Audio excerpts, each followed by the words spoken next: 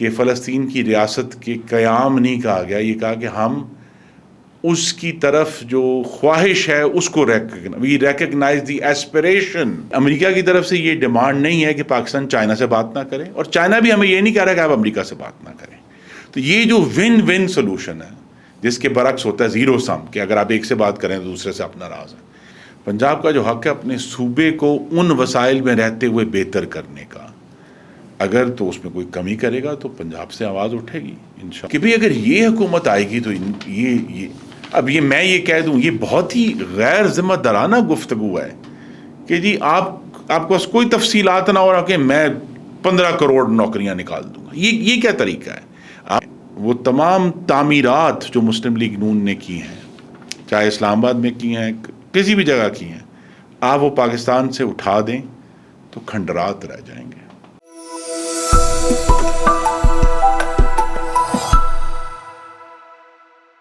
السلام علیکم جی، میں ہوں خرم شہزاد وی نیوز سے، اور آج ہمارے ساتھ ہیں بہت ہی خاص مہمان جناب خرم دستگیر صاحب. خرم دستگیر صاحب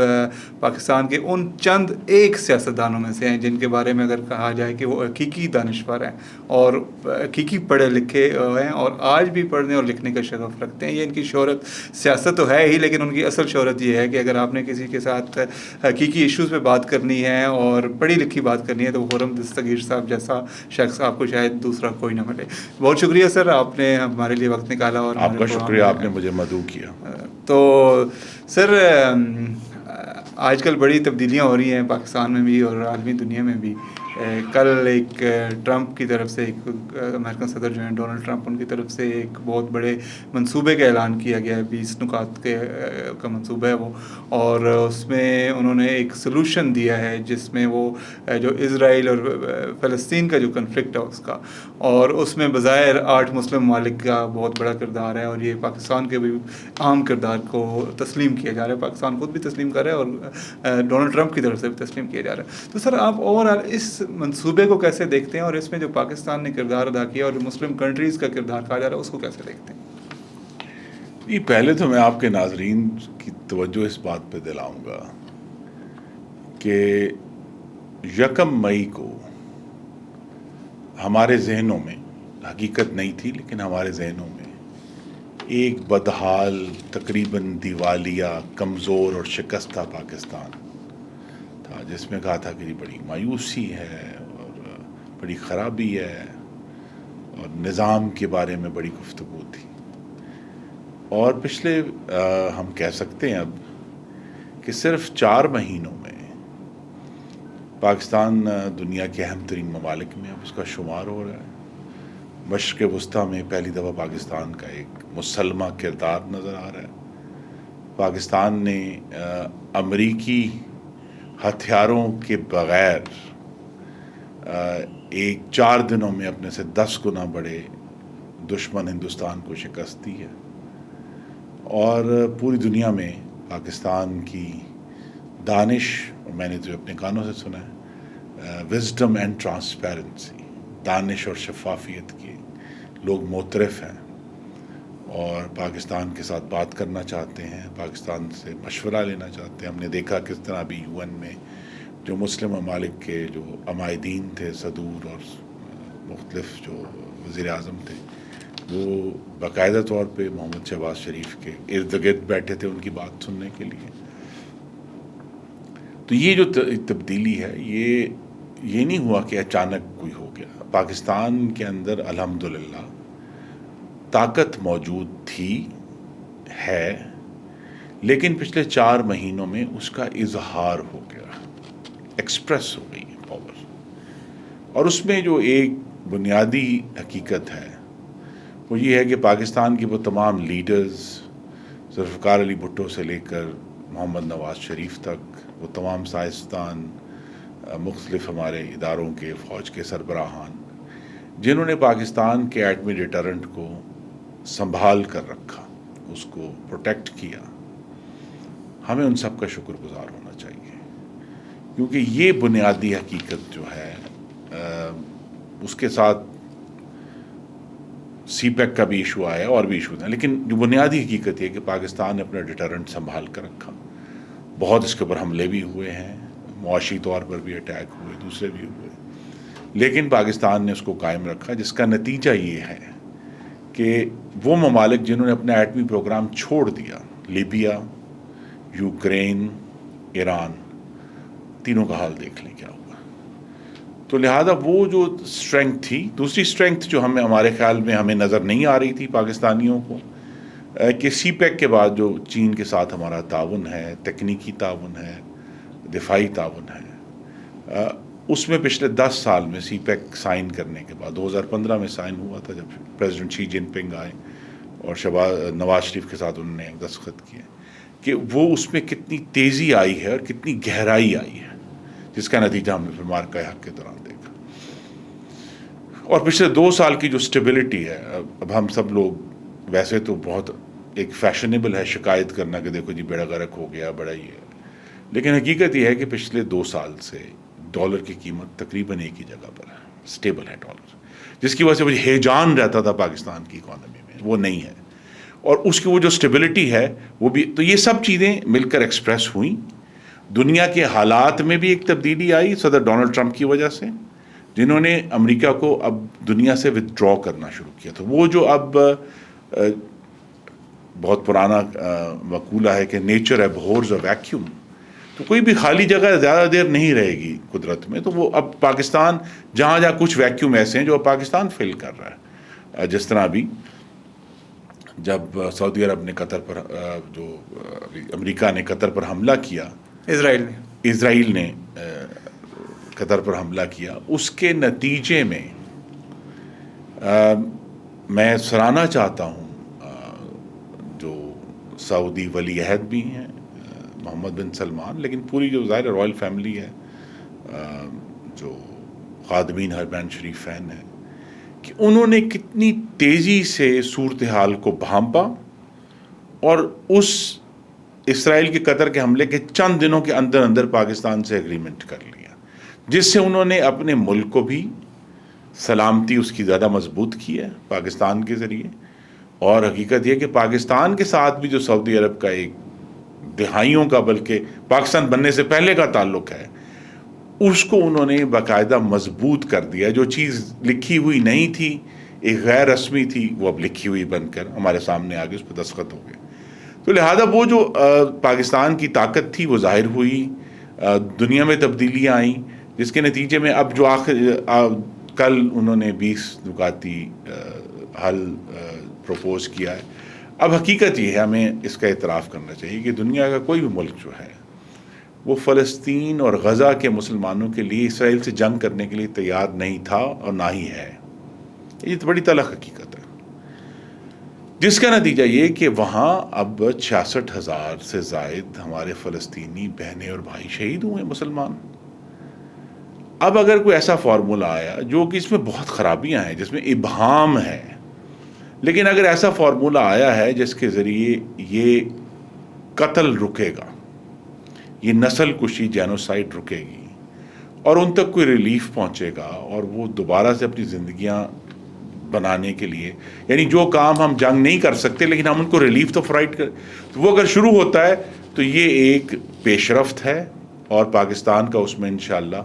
ہر لحاظ سے ایک مثبت کردار ہے۔ اسینچلی براہ راست نہیں تو بلا واسطہ طور پہ پاکستان اب مکمل طور پہ مشرق وسطیٰ میں،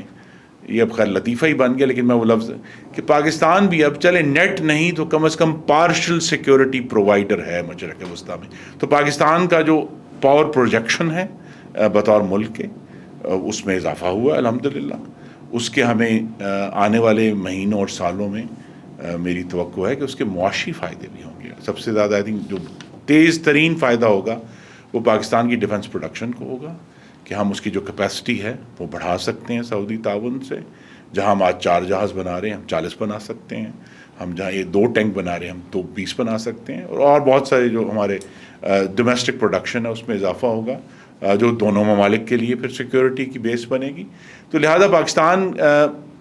جس حالت میں الحمدللہ ہم کہہ سکتے ہیں کہ 1 مئی کو جو تھا، 1 اکتوبر کو آج ہم یہ بات کر رہے ہیں، پاکستان پہلے سے مضبوط ہے، مستحکم ہے، دنیا میں اس کی ساکھ جو ہے اس میں بہت بہتری آئی ہے، اور یہ نہیں کہ ہم رک گئے ہیں، ہم انشاءاللہ آگے بڑھیں گے۔ تو سر آپ کو شائن قرار دیا اس معاہدے کو، لیکن ابھی تک حماس کی طرف سے اس کا کوئی ریئیکشن نہیں آیا، تو آپ کتنے پر امید ہیں کہ یہ جو ابھی کاغذ پہ ہے، یہ جو ٹرمپ کا منصوبہ ہے، یہ امپلیمنٹ بھی ہوگا اور اس کی اسپرٹ میں امپلیمنٹ ہوگا؟ کتنے امید ہے آپ کو اس کی؟ جی امید میں اب یہ کہہ سکتا ہوں کہ آلریڈی ہم نے دیکھا ہے کہ عرب ممالک کی طرف سے اعتراضات آنا شروع ہو گئے۔ انہوں نے کہا ہے کہ یہ وہ معاہدہ نہیں ہے جو ان کے سامنے رکھا گیا تھا۔ یہ اسحاق ڈار صاحب نے بھی کہا ہے، ڈار صاحب نے بھی یہ بات کی ہے، ڈپٹی پرائم منسٹر نے، اور غالباً یہ وہ متن بھی نہیں ہے جو صدر ٹرمپ نے اقوام متحدہ میں چند دن پہلے مسلمان ممالک کے سربراہان سے شیئر کیا تھا۔ اور قیاس یہی ہے کہ جب بینجامن نیتن یاہو واشنگٹن گئے ہیں تو ان کو کہنے پہ کچھ چیزیں جو ہیں وہ ان میں ابہام لایا گیا ہے۔ مثلا سب سے بڑا ابہام یہ ہے کہ فلسطین کی ریاست کے قیام نہیں کہا گیا، یہ کہا کہ ہم اس کی طرف جو خواہش ہے اس کو وی recognize the aspiration of the Palestinian people for a state. وہ میرے خیال میں اوریجنل ٹیکسٹ میں شاید یہ لکھا ہوا تھا کہ ریاست کو ہم ریکگنائز کریں گے، لیکن بینجامن نیتن یاہو کے کہنے پہ تو میری یہ توقع ہے کہ اگر عرب ممالک کے اعتراضات کے اوپر یا پاکستان نے بھی جو اعتراض داخل کریں گے ہم، اس کے نتیجے میں اگر اس میں کوئی اور جو ابہام ہے وہ کم ہوتا ہے، تھوڑی سی لینگویج کلیئر ہوتی ہے، تو پھر یہ زیادہ امپلیمنٹیبل ہوگا۔ لیکن دو تین چیزیں اس میں بہت مثبت ہیں، وہ بھی ہمیں کہنی چاہیے، جہاں ہم کہتے ہیں کہ جی مشکلات ہیں۔ ایک مثبت بات یہ ہے کہ واضح لکھا گیا کہ اسرائیل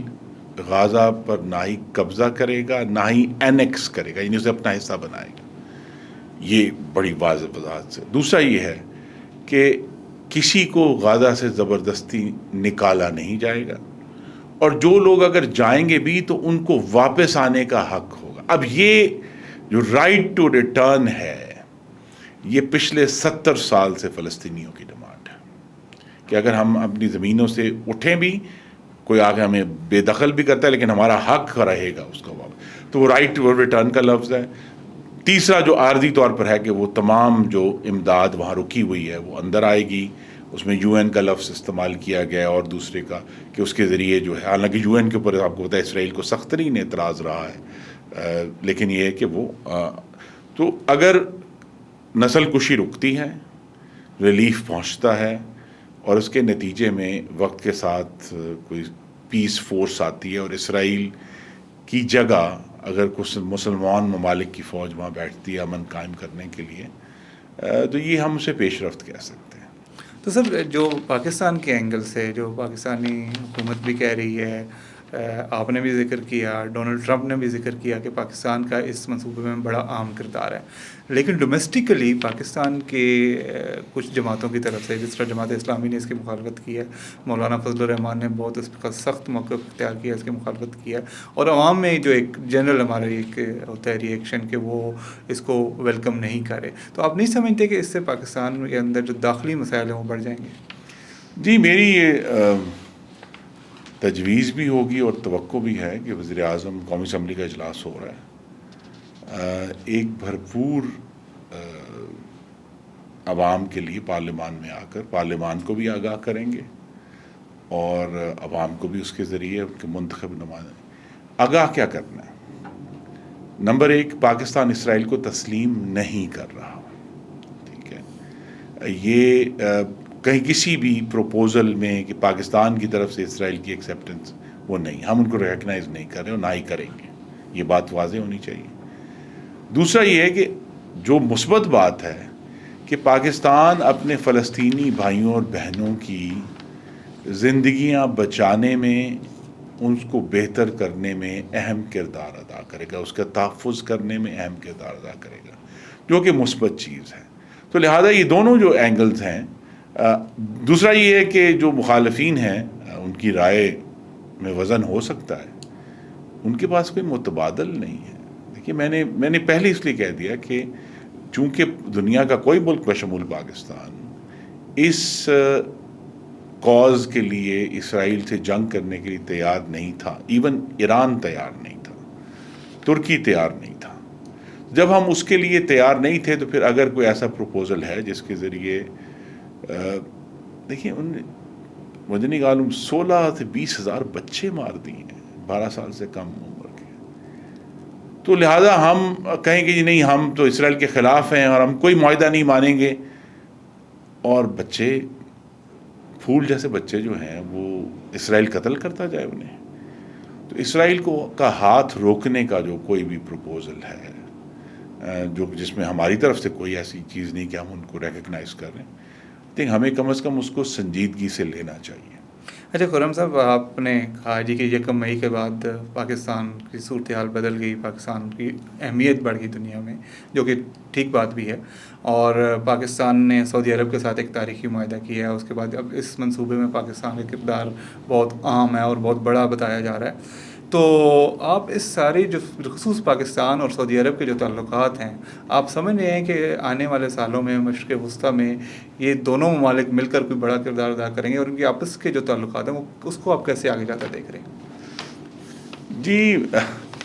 میری تو دعا بھی ہے اور توقع بھی ہے کہ یہ دو ممالک جن کے تاریخی طور پہ بہت گہرے روابط ہیں, ایک حقیقت بھی ہے کہ پاکستان کے ایک بڑے شہر جتنی آبادی پاکستانیوں کی سعودی عرب میں رہتی ہے اور وہاں کام کرتی ہے اور وہاں سے ریمیٹنس بھیجتی ہے, تو ہمارا ایک معاشی انحصار بھی ہے. لیکن اہم بات یہ ہے کہ یہ جو اس معاہدے نے بھی بعض چیزیں جو ہم سمجھتے ہیں لیکن اس کا کھل کر اظہار نہیں ہوتا وہ ہو گیا ہے. وہ یہ ہے کہ سعودیز کو اللہ تعالیٰ نے جو وسائل عطا کیے ہیں, پاکستان کے پاس وسائل تو نہیں ہیں لیکن افراد اور افراد کی ذہنی قوت ہے. تو اگر یہ ان کے وسائل اور ہمارے افراد کی ذہنی قوت, ہماری افواج کی جو پروفیشنلزم ہے جس کے بارے میں کوئی سوال پوری دنیا اس کو اکنالج کرتی ہے, اور پاکستان کے لوگوں کا جو جذباتی وابستگی ہے سعودی عرب سے, وہ دل سے آتی, وہ ذہن سے نہیں آتی کہ جی وہ یہ نہیں کہ جی وہاں سے کچھ پیسے آ رہے ہیں تو ہم سعودی عرب, وہ دل سے آتے ہیں. اور یہ بات بھی اہم ہے کہ اگر کسی بھی طرح پاکستان کا جو کردار ہے حرمین شریفین کی حفاظت کرنے میں وہ اب کاغذ پر لکھا گیا ہے, تو ان دونوں ممالک میں حالات دنیا کے ایسی جگہ پر آ گئے ہیں کہ تعاون بڑھے گا اور مزید توانا ہوگا. اور میری یہ بھی توقع ہے کہ شہباز شریف صاحب وزیر اعظم اور فیلڈ مارشل کی جو دانش ہے اس کے نتیجے میں پاکستان کے اندر بھی ایک معاشی طاقت آئے گی, اور وہ معاشی طاقت جو ہے وہ بھی سعودی عرب کے لیے ایک تقویت کا باعث ہوگی. کچھ منرل سیکٹر میں انویسٹمنٹ بھی سعودی عرب کی طرف سے جی انویسٹمنٹ تو بہت ساری ڈسکس ہو رہی ہے نا جی. وہ آپ کو معلوم ہے کہ پچھلے غالباً اب 6 سے 7 سال ہو گئے ہیں, ایک ریفائنری کا پروپوزل ہے اور ایشوز ہیں. یہ بھی ہماری توقع اور دعا ہے کہ ریاست پاکستان جو ہے وہ اپنی استعداد میں بھی ایک موقع ملا ہے اس معاہدے کے ذریعے اور دنیا کے بدلتے حالات کی وجہ سے, کہ ہماری استعداد میں جو کمی ہے, جو گورنمنٹ کی ڈیلیوری میں جو کمی ہے, اس کو ہم پورا کر سکیں. اور چاہے وہ سعودی تعاون ہے, چاہے وہ آپ کو پتہ ہے امریکہ سے بھی ہمیں خبریں ہیں کہ بڑی میجر سرمایہ کاری ہوگی پاکستان کے منرل سیکٹر میں, روس نے بھی ایسا کچھ اندیا دیا ہے. تو پاکستان اس وقت بلکہ کہنا چاہیے کہ کامیابی وہ جس کا دشمن بھی اعتراف کریں. تو ابھی ہندوستان کے بڑے جید پروفیسر ہیں, انہوں نے لکھا ہے کہ Pakistan is an diplomatic sweet spot. ٹھیک ہے جی, وہ سویٹ اسپاٹ کیا ہے کہ وہ ایک ایسی جگہ ہے جہاں پاکستان سب طاقتوں سے بات کر رہا ہے بیک وقت اور مرکز ہے. اور یہ بھی دلچسپ بات یہ ہے کہ ابھی تک تو جو سویٹ اسپاٹ ہے کہ امریکہ کی طرف سے یہ ڈیمانڈ نہیں ہے کہ پاکستان چائنا سے بات نہ کرے, اور چائنا بھی ہمیں یہ نہیں کہہ رہا کہ آپ امریکہ سے بات نہ کریں. تو یہ جو ون ون سولوشن ہے جس کے برعکس ہوتا ہے زیرو سم, کہ اگر آپ ایک سے بات کریں تو دوسرے سے اپنا ناراض ہے, تو یہ جو ون ون سولوشن اس وقت پاکستان کے پاس آیا ہے حالات کی وجہ سے بھی, وزیر اعظم اور فیلڈ مارشل کی دانش کی وجہ سے بھی, ہمیں اس کا بھرپور فائدہ اٹھانا چاہیے کہ ہم اس سے پاکستان کو ایک بہتر معاشی طور پر خوشحال غربت سے پاک ملک بنا سکیں. اچھا، پاکستان انٹرنیشنلی تو سویٹ اسپاٹ میں ہے اور بڑا اپنے اور اکانومی بھی بڑی بڑھ رہی ہے اور معیشت کچھ بہتر ہوئی ہے ضرور، اس میں کوئی شک نہیں ہے. لیکن جو عوام کی حالت ہے وہ ابھی تک اس طرح شاید نہیں بدلی جس طرح بدلنی چاہیے. آج بھی مہنگائی ہے، آج بھی بے روزگاری ہے، آج بھی اگر آپ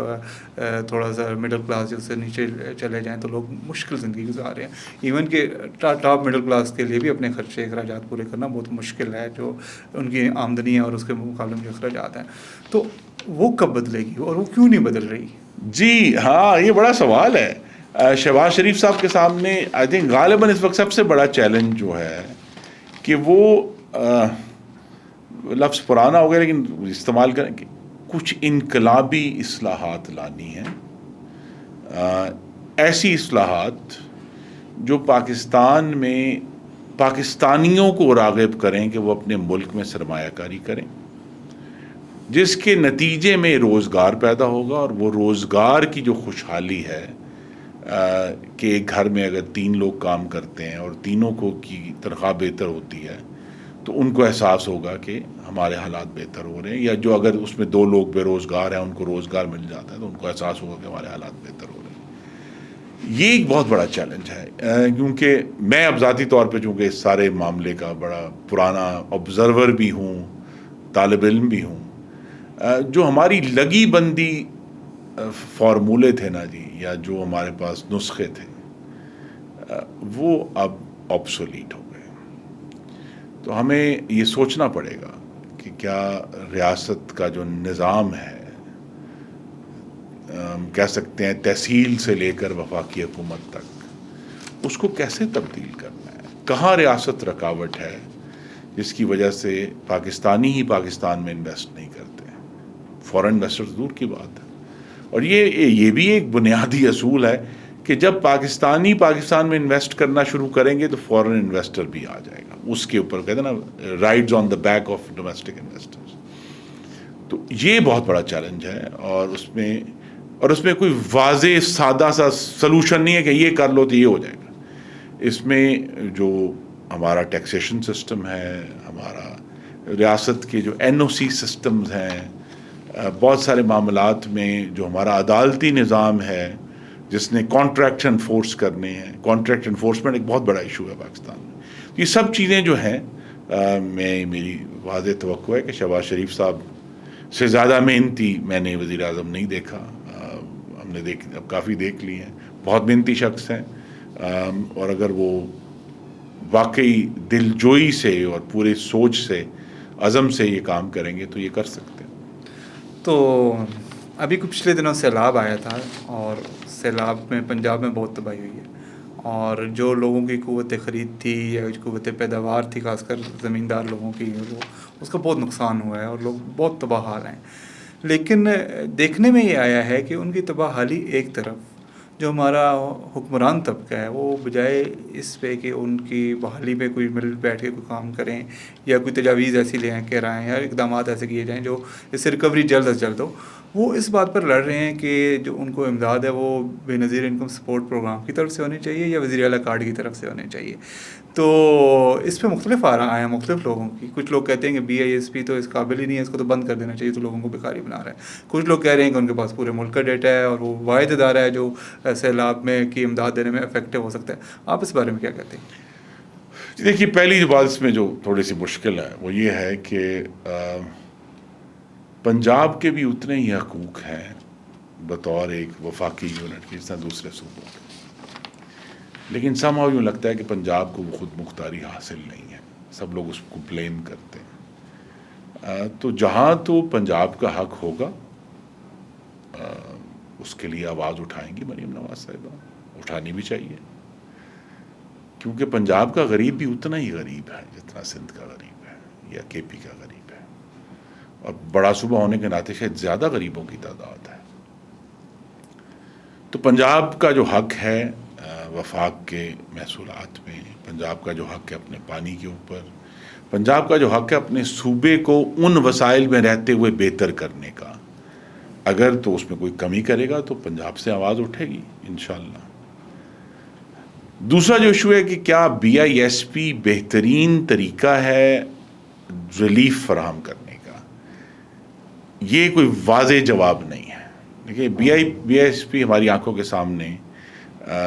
سب سے پہلے اب اس پہ بھی لڑائی ہو جائے گی پر میں کہہ دیتا ہوں کہ مسلم لیگ نون جب چند ہفتے 2008 میں حکومت میں تھی شروع میں، اس وقت ہم نے پروپوز کیا تھا، اور یہ علم معاشیات میں یہ مسلم لیگ نون کا منصوبہ بھی ہے اس کا۔ ہاں، یہ اس وقت جب اسحاق ڈار صاحب وزیر خزانہ بنے تھے 2008 کے آغاز میں جب حکومت تھی، ہم نے پھر چھوڑ دی چند مہینے کے بعد، اس وقت تھا، لیکن اس کو پھر اس کو اڈاپٹ کیا گیا اور پہلا سروے تب ہوا۔ اس کے بعد سے جو اس کے سروے کے جو اسپیسیفیکیشنز ہیں ان میں وہ اپڈیٹ نہیں ہوا۔ اب دیکھیے 2008 سے ہم 17 سال بعد آ گئے ہیں،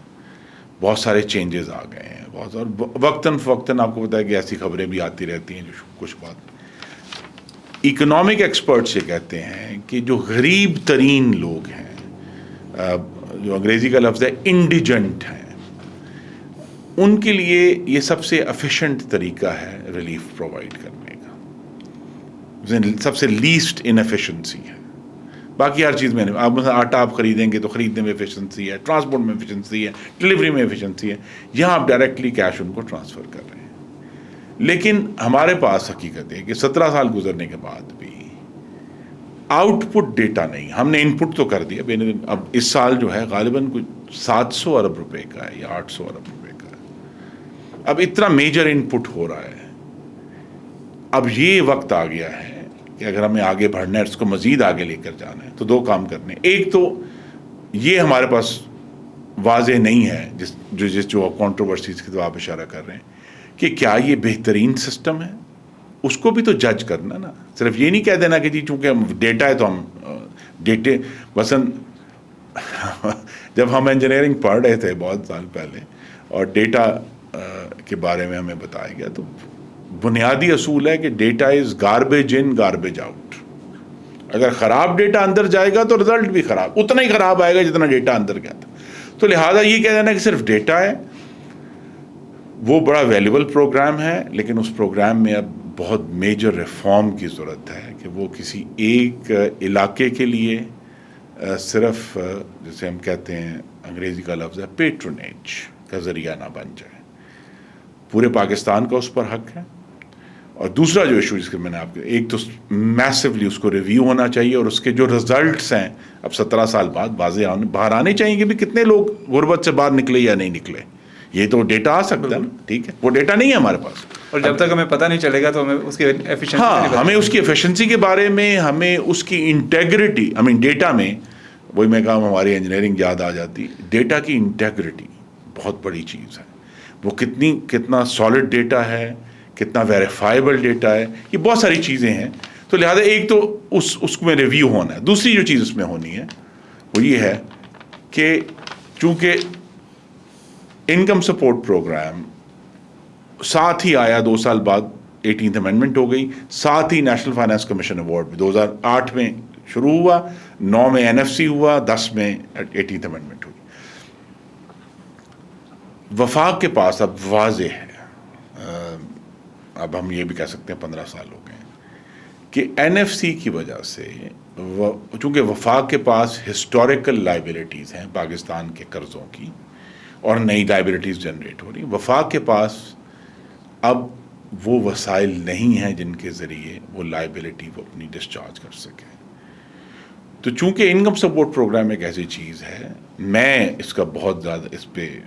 کہنا چاہیے کہ اس کا حمایتی ہوں، پروپوننٹ ہوں کہ صوبوں کو یہ انکم سپورٹ پروگرام جو ہے اپنے اپنے حصے کے مطابق، اگر وہ پورا نہیں لے سکتے تو کم از کم 50 سے 60% اس کو ایزیوم کرنا چاہیے۔ مطلب اپنے پروگرام شروع کرنا چاہیے؟ نہیں، وہ اپنے ڈیولپمنٹ بجٹ میں سے دے نا جی، جو ان کے پاس بجٹس ہیں، جو وفاق ان کو ایلوکیٹ کر رہا ہے، ٹھیک ہے۔ کیونکہ دیکھیے یہ پروگرام شروع ہوا تھا 40 ارب روپے سے، اب یہ 780 ارب روپے کا تھا اس سال، تو 40 ارب روپے تو شاید وفاق نکال سکتا ہے، لیکن 780 ارب روپے جو ہیں وہ ایئر آفٹر ایئر ہر سال دینے ہیں نا۔ تو اس کا طریقہ یہی ہے کہ صوبوں میں وفاق میں شیئرنگ ہو, ایک تو جیسے میں نے کہا ریویو ہو, ڈیٹا صحیح ہو, آؤٹ پٹ نظر آئے, اور پھر اس کے مطابق وفاق اور صوبے شیئر کریں تو BISP ضرور چلے آگے چلے. یہ دیکھیے ہمیں غریب ترین شہریوں تک پہنچنے کا ایک ذریعہ تو چاہیے, ان کو ان کی زندگی کیا کہتے ہیں کہ سانس قائم رکھنے کا ذریعہ چاہیے, ریاست کا یہ کام ہے, لیکن یہ ہر چیز کا علاج نہیں ہے. سر چلیں BISP پہ کافی بات ہوگی, تھوڑی سی سیاست پہ بھی بات کر لیتے ہیں. ایک یہ کچھ عرصے سے چل رہی ہے کہ جو ہائبرڈ رجیم ہے پاکستان میں یہ بھی لانگ لاسٹنگ ہونے والی ہے, اور اس پہ یہ جو اتحاد ہے اس وقت, اگرچہ اس طرح کی باتیں پیپلز پارٹی اور نون لیگ میں ہو رہی ہیں کہ ایک دوسرے کے خلاف بیان بازی چل رہی ہے, لیکن پھر بھی یہ کہا جا رہا ہے کہ یہ لمبا چلے گا اتحاد. کچھ لوگ تو 10 سال بھی کہہ رہے ہیں, کچھ زیادہ کہہ رہے ہیں. تو آپ کیا کہتے ہیں اس بارے میں, سیاست کا پاکستان میں سیاسی مسئلہ؟ دیکھیے پہلی بات یہ ہے کہ کسی بھی جو سیاست کو دیکھتا رہا ہے, کوئی پیشین گوئی سیاست کے بارے میں نہیں کرنی چاہیے. یہ ضرور ہے جس طرح میں نے کہا کہ جو اسٹیبلٹی ہم نے دیکھی ہے, اور یہ پہلی اسٹیبلٹی ہے جو کسی جنگ کے نتیجے میں پاکستان کو کسی نے تحفے میں ڈالر نہیں دیے اور ہم نے حاصل کر لی, بڑی مشکل سے حاصل کی, جس میں 2022-23 کی قاتل مہنگائی بھی شامل تھی جو کووڈ کے بعد پوری دنیا میں آئی, فوڈ انفلیشن ہوئی. لیکن ٹریڈیشنلی پاکستان میں 1980 کی دہائی میں 2000 کے آغاز میں ہم نے دیکھا کہ امریکہ آیا, اس کو پاکستان کی ضرورت تھی, اس نے ایکس بلینز آف ڈالرز ہر سال ہمیں دینے شروع کیے, یا 100 ملین ڈالر دینے شروع کیے, تو پاکستان کے میں اسٹیبلٹی آ گئی. اب یہ نہیں ہوا, تو یہ اسٹیبلٹی, اور اس میں یہ میں بالکل نہیں کہوں گا, پاکستان کے رہنے والوں نے بہت تکلیف اٹھائی ہے, بہت اس معاملے میں خرابی ہم نے دیکھا آنکھوں سے. میں بھی 15 سال پارلیمنٹ میں رہا ہوں, ہمارے آنکھوں کے ہمارے ووٹرز ہیں سارے ساتھی, بہت تکلیف اٹھائی ہے, آج بھی اٹھا رہے ہیں, کیونکہ قیمتیں بڑھنا بند ہو گئی, کم نہیں ہوئی. تو لیکن یہ ہے کہ یہ جو اسٹیبلٹی آئی ہے جس میں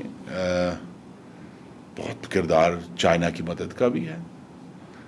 لیکن یہ ہے کہ پاکستان کی ریاست میں بھی کچھ ایسی بنیادی سوچ آئی ہے کہ ہمیں اس کو قائم رکھنا ہے. اس کا فی الحال کوئی متبادل نظر نہیں آ رہا. جس طرح میں نے کہا کوئی ریڈیکل پروگرام جو ہمیں اس بات پر قائل کرے کہ بھئی اگر یہ حکومت آئے گی تو یہ اب یہ میں یہ کہہ دوں, یہ بہت ہی غیر ذمہ دارانہ گفتگو ہے کہ جی آپ کو بس کوئی تفصیلات نہ ہو رہا کہ میں 15 کروڑ نوکریاں نکال دوں گا. یہ کیا طریقہ ہے؟ آپ پاکستان کے عوام کو دھوکہ دے رہے ہیں, اور یہ بات واضح ہونی چاہیے. یہ ضرور ہے ہم سب کا پہلا جو فرض ہے, جو لوگ سیاست کے دعوے دار ہیں, کہ ہم نے پاکستان میں وافر اور بہتر معیار کا روزگار پیدا کرنا ہے اپنے بھائیوں اور بہنوں کے لیے, نوجوانوں کے لیے, اور پورے ملک میں کرنا ہے. لیکن اس تک پہنچنا, اس کے لیے جو پروگرام چاہیے, سچ یہ کہ اس کا بہترین آپ ڈس ایگری کر سکتے ہیں, لیکن اس وقت شہباز شریف کی حکومت, یہ اس کے پاس کچھ اس کا آئیڈیا ہے کہ ہم نے کیا کرنا ہے. باقی تو سارے جو ہیں وہ صرف اعتراض کرنے والے یا جذباتی ڈھول بجانے والے ہیں, جن کو اللہ معاف کرے حکومت ملی تو وہ تو پاکستان کا مزید بیڑا غرق کر دیں گے. کیونکہ بہت ساری چیزیں جن کو ہم فار گرانٹیڈ لیتے ہیں اب نہیں ہیں, دنیا تبدیل ہو گئی ہے. جو ہمارا فار گرانٹیڈ لیتے تھے کہ سعودی عرب جو ہے وہ ہم کہیں گے تو ہمیں $1 بلین دے دے گا, اب نہیں ہوگا. یہ ہم اس امریکہ کو کہیں گے ہمیں بجٹری سپورٹ دے دو, وہ ہمیں دے دے گا, یہ اب نہیں ہوگا. اب ہمیں جب نئی دنیا تبدیل ہو رہی ہے تو پاکستان کی جو بنیادی طاقت ہے, اس سب سے بڑی طاقت تو اس کے عوام ہیں, رہنے والے اس کے اندر ہیں, ان کی ذہنی سوچ, ان کی محنت, ہمارے کاشتکاروں کی محنت. اصل طاقت تو وہ ہے. دوسری طاقت پاکستان کا ایٹمی پروگرام ہے. تیسری طاقت پاکستان کی افواج کا پروفیشنلزم ہے, اور پاکستان میں ایک مستقل خواہش ہے کہ اس ملک کو بہتر ہونا چاہیے. اب اگر ہم سب اس کے لیے محنت کریں, اس کے لیے ذہن لڑائیں, اور حقیقت یہ ہے کہ اکنامک سائٹ پر بہت گہری سوچ کی ضرورت ہے, کیونکہ تمام لگے بندے فارمولے جو ہیں وہ آبسولیٹ ہو گئے. تو آپ کے خیال میں یہ جو حکومتی اتحاد ہے اس کو لمبا چلنا چاہیے تاکہ جی اس کو چلنا چاہیے اگلے انتخابات تک, اس کے بعد پھر جو عوام جو فیصلہ کریں. اچھا سر, ایک نون لیگ کے متعلق سوال ہے. مسلم لیگ نواز یہ ایک پاکستان کی بڑی پارٹی ہے اور آج سے نہیں کئی دہائیوں سے بڑی پارٹی ہے, لیکن اس پارٹی کی ایک ہسٹری بھی رہی ہے کہ اس کے اسٹال وارڈس اس کو چھوڑ جاتے ہیں. بہت زیادہ اسٹال وارڈس لائک چودھری نثار چھوڑ گئے, شاہد خاقان عباسی چھوڑ گئے اور کئی لوگ چھوڑ گئے. آج کل اس کے 2-3 اسٹال وارڈس جو ہیں جو وہ الیکشن ہارے ہوئے ہیں, ان میں آپ بھی ہیں, ان میں سعد رفیق بھی ہیں, ایک دو شاید اور بھی ہوں گے. تو آپ کیا سمجھتے ہیں کہ کوئی نئی مسلم لیگ ایمرج ہو رہی ہے, یا آپ لوگوں کا کیا پارٹی کے ساتھ اب آگے کیا کس طرح کا وہ؟ نہیں, جو ان سب بھائیوں کو میں جانتا ہوں وہ اپنی جماعت کے ساتھ بالکل چٹان کی طرح کھڑے ہیں. ہمارے وقتاً فوقتاً اختلافات ہو سکتے ہیں حاکمیت کے طریقوں سے یا ترجیحات سے, لیکن میرا دعویٰ یہ ہے کہ میرے دادا نے 1936 میں آل انڈیا مسلم لیگ جوائن کی اور تب سے ایک ہی جھنڈا لگا ہوا ہے ہمارے گھر کے اوپر سیاسی طور پہ. تو جماعتیں بدلنے کا تو میرے ذہن میں بالکل بھی نہیں ہے. میں ابھی بھی سمجھتا ہوں, جو میں نے آپ سے بھی کہا بھی 1 منٹ پہلے, کہ اختلافات ہوں گے, ایشوز اٹھیں گے, لیکن میں نے اپنی زندگی میں, اور یہ میں کہہ سکتا ہوں میرا تجزیہ اور خلاصہ یہ ہے کہ پاکستان کو جب بھی آگے جاتے ہوئے دیکھا ہے, ملک میں مسلم لیگ نون کی حکومت تھی. پاکستان کو جب ہم نے تعمیر ہوتے ہوئے دیکھا ہے, مسلم لیگ نون کی حکومت تھی. بلکہ آپ کے جو ناظرین ہیں, میری ان سے بھی استدعا ہے کہ آپ لوگوں کو اعتراض ہو سکتا ہے کہ مسلم لیگ نون سڑکیں بناتی ہے, پل بناتی ہے, ایئرپورٹ بناتی ہے, لیکن آپ 1 منٹ کے لیے وہ تمام تعمیرات جو مسلم لیگ نون نے کی ہیں, چاہے اسلام آباد میں کی ہیں, کسی بھی جگہ کی ہیں, آپ وہ پاکستان سے اٹھا دیں تو کھنڈرات رہ جائیں گے. صحیح. آپ اپنا سیاسی مستقبل کیا ارادے کیا آپ کے آگے 5 سال بعد؟ جی نہیں, میں سیاست کا حصہ ہوں. انشاءاللہ ہم سیاست میں حصہ لیتے رہیں گے اور سوچتے رہیں گے. آج کل چونکہ اللہ نے ایک وقت دیا ہوا ہے, تو ان سارے ایشوز جن پہ آپ نے ہم سے بات کی ہے اس پہ پڑھتے بھی ہیں, کبھی کبھی لکھتے بھی ہیں. اپنے حلقے بھی میں موجود ہوں, وہاں بھی میں اپنی ایکٹیویٹی عوامی کرتا رہتا ہوں. عوام سے بات کرتے ہیں, ان کو سیکھتے ہیں. سب لوگ یہی چاہتے ہیں کہ اکنامک گروتھ ہو, جس کے نتیجے میں روزگار پیدا ہو. اب یہ بات بڑی سادہ ہے, لیکن اس تک پہنچنے کے لیے ہمیں بہت محنت اور سوچ کرنی ہوگی. جی بہت محنت کی ضرورت ہے, اور بہت شکریہ سر, آپ نے وقت نکالا ہمارے لیے, اور انشاءاللہ محنت سے ہم آگے بڑھتے جائیں گے. تو ناظرین, مزید اس طرح کے انٹرویوز اور معلومات کے لیے دیکھتے رہیے وی نیوز.pk.